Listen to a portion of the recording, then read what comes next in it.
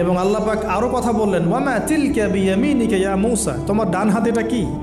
মূসা আলাইহিস সালাম বলছেন, ক্বালা হিয়া আসায়া আতাওয়াক্কাউ আলাইহা ওয়া আহুশু বিহা আলা গনামি ওয়া লিয়া ফিহা মাআরিব উখরা। এটা তো আমার লাঠি, এটা দিয়ে আমি ডালপালা পারি, আমার ওই যে গবাদি পশু চড়াই। আল্লাহ পাক বলছেন যে এটা ছুঁড়ে মারো, আলকিহা ইয়া মূসা, এটা ছুঁড়ে মারো। ফালকাহা, তিনি ছুঁড়ে মারলেন, ফাইদা হিয়া হাইয়াতুন তাসা, এবং এটা ছোটাছুটি শুরু করলো, বড় একটা সাপ হয়ে গেল। সুবহানাল্লাহ। এগুলো কোনো গাল গল্প নয়, এগুলো আল্লাহ রাব্বুল আলামিনের মুআজিজা, মুআজিজাতুল কুবরা, এটা বড় মুআজিজা। তিনি পিছনের দিকে দৌড়ানো শুরু করলেন সাপ দেখে, খাইফা ইয়াতারাক্কাব, মানে ভয়ে দৌড়ানো শুরু করলেন।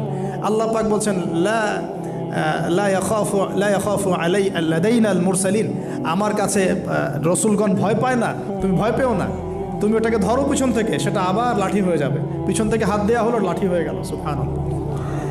এবার বলছেন যে তুমি তোমার বগলের নিচে হাত ঢুকাও। মূসা আলাইহিস সালাম বগলে হাত ঢুকালেন, বের করলেন, হাত থেকে টর্চ লাইটের মতো আলো বের হওয়া শুরু। এটা দ্বিতীয় নিদর্শন। কেন দেয়া হলো নিদর্শন?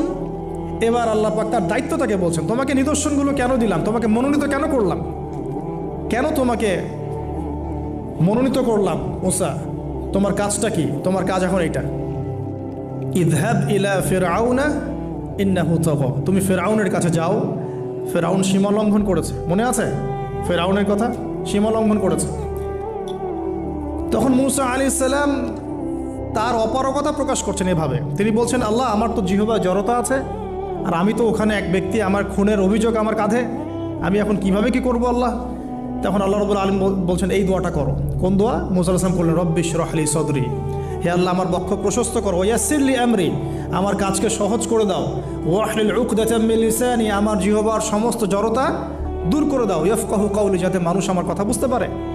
আর আমার সাথে আমার পরিবারের মধ্য থেকে ওয়াজআলনি ওয়াজিরাম মিন আহলি, আমার পরিবারের মধ্যে একজন ওজির আমাকে দাও, সাথী। হারুন আখি, আমার ভাই হারুনকে দান কর। সুবহানাল্লাহ। হারুন আলাইহিস সালামকে নবুয়ত দেওয়া হলো, দুজনকে আল্লাহ পাক এখন বলছেন, ইযহাবা ইলা ফিরআউন, তোমরা দুজন এখন ফিরআউনের কাছে যাও, ফাইন্নাহু তাগা ফাকুলা লাহু কাওলাল লাইয়িনা, তবে তাকে গিয়ে কর্কশ ভাষায় কথা বলবে না, নরম স্বরে কথা বল। দায়ীদের এখানে সুন্নাহ, দায়ীদের জন্য শিক্ষা আছে, দায়ী আলেম যারা মুবাল্লিগ তাদের শিক্ষা আছে। ফিরআউনের সামনে গিয়ে দাওয়াত দিলেও কীভাবে দিতে হবে? ফাকুলা লাহু কাওলাল লাইয়িনা, নম্রভাবে কথা বলো। লাআল্লাহু, কেন নম্রতার সাথে? লাআল্লাহু ইয়াতাযাক্কারু আও ইয়াখশা, হয়তোবা নম্রতা প্রদর্শন করলে সে উপদেশ গ্রহণ করতে পারে, অথবা সে আল্লাহকে ভয় করতেও পারে। আল্লাহ পাক তো আগে থেকে জানেন সে ঈমান আনবে না, তারপরেও আমাদের আদব শিখাচ্ছেন আল্লাহ পাক এখানে। তারা দুজন চলে গেলেন, দাওয়াত দিলেন।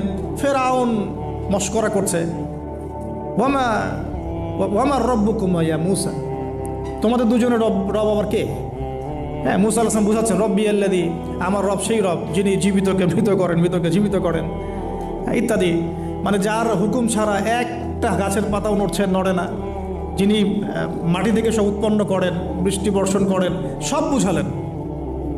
ফিরআউনের বক্তব্য তখন এটাই ছিল, তোমাদের কাছে কি কোনো নিদর্শন আছে, কোনো আয়াত নিদর্শন আছে? হ্যাঁ, নিদর্শন আছে। কি? লাঠি ছুঁড়ে মারলেন, সাপ হয়ে গেল। এখন ফিরআউন বলছে, এটা তো জাদু, এটা কি? আমার জাদুকররাও এটা পারে, জাদুকরদেরকে ডেকে না হলো, জাদুকররাও লাঠি ছুঁড়ে মারলো, সাপ হয়ে যাচ্ছে। কিন্তু এই বড় সাপ ওদের সব সাপকে খেয়ে ফেললো। তখন ফিরআউন কিন্তু ভয় পেয়ে গিয়েছিল। এরপরেও এই হাত বের করে আলোর এই নিদর্শন দেখানো হলো, তাওহীদের দাওয়াত দেওয়া হলো, ফিরআউনকে ভয় করতে বলা হলো, ফিরআউনকে সতর্ক করা হলো যে আমার রব, আপনার রব, সবার রব হচ্ছেন আল্লাহ। সব কিছু বোঝানো হলো, কিন্তু ফিরআউন এই কোনো কথাই গ্রহণ করলো না। এরপরে সে বনু ইসরাইলকে ডিভাইড অ্যান্ড রুল করলো। ডিভাইড অ্যান্ড রুল মানে ওদেরকে ভাগ করতো এবং রুল করতো, ঠিক যেটা এখনকার গ্লোবাল অ্যাফেয়ার্সে করা হচ্ছে। ডিভাইড অ্যান্ড রুল, আমাদেরকে তারা ভাগ করে দিয়েছে, আমাদের পুরো কমিউনিটি, গ্লোবাল মুসলিম কমিউনিটিকে তারা ভাগ করে দিয়েছে এবং রুল, শাসন করছে। এবং কারো গায়ে আঘাত লাগলে আরেকজন গিয়ে সেই ব্যথা নিরসন করতে চায় না, বরং অপেক্ষা করে, আমার গায়ে তো আর আসে নাই, তার গায়ে আসছে।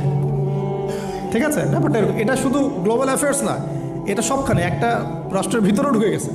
ওই ভাইকে বলছে, বলুক, আমাকে তো আর কিছু বলে নাই, ওকে গায়েব করে ফেলুক, আমাকে তো আর কিছু করে নাই, ও ভিতরে গেছে, আমাকে তো কিছু বলে নাই। এই আচরণের কারণে এই আচরণের কারণে আস্তে আস্তে আস্তে আস্তে মুসলিমদের শক্তি সব সংকুচিত হয়ে আসে। এটা নতুন কোনো বিষয় না, ফেরাউনের সুন্নত, এটা ডিভাইড অ্যান্ড রুল।